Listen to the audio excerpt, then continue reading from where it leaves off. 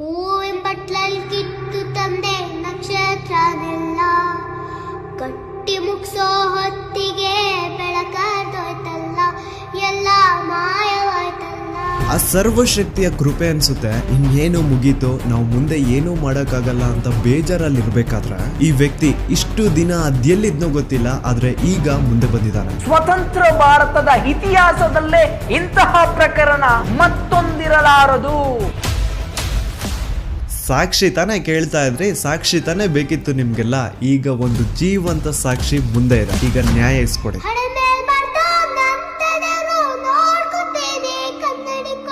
ಅದೇ ಒಂದು ನೇತ್ರಾವತಿ ನದಿ ತೀರದಲ್ಲಿ ಡೈಲಿ ಒಂದು ಹೆಣ ಬೀಳೋದು. ಸೊ ಆ ಒಂದು ಬ್ಲಾಕ್ ಕಲರ್ SUV ಕಾರ್ಗೂ ಹಾಗೂ ನೇತ್ರಾವತಿ ನದಿ ದಡದಲ್ಲಿ ಸಿಗುತ್ತಿದ್ದಂತಹ ಹೆಣಗಳಿಗೂ ಏನೋ ಒಂದು ಸಂಬಂಧ ಇದೆ ಅಂತ ಭೀಮಗೆ ಗೊತ್ತಾಗುತ್ತಾರೆ. ಈವನ್ ಸಿಗುವಂತಹ ಡೆಡ್ ಬಾಡೀಸ್ ನ ಸಹವಾಸಕ್ಕೆ ಪೊಲೀಸರು ಹೋಗ್ತಿದ್ದಿಲ್ಲ. ಸೊ ಯಾಕೆ ಅಲ್ಲಿನ ಪೊಲೀಸ್ ಅವ್ರಿಗೆ ಯಾರ್ದು ಅಂತ ಭಯ ಇತ್ತು?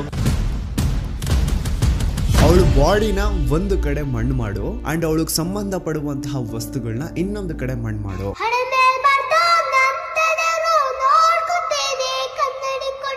ಪಾಪ ಹುಡುಗಿ ಯಾರ ಮಗಳಿದ್ಲೋ ಗೊತ್ತಿಲ್ಲ, ಆದ್ರೆ ಮಣ್ಣಲ್ಲಿ ಗುರ್ತಿಲ್ದೇನೆ ಮಣ್ಣಾಗ್ಬಿಟ್ಟಿರ್ತಾಳೆ.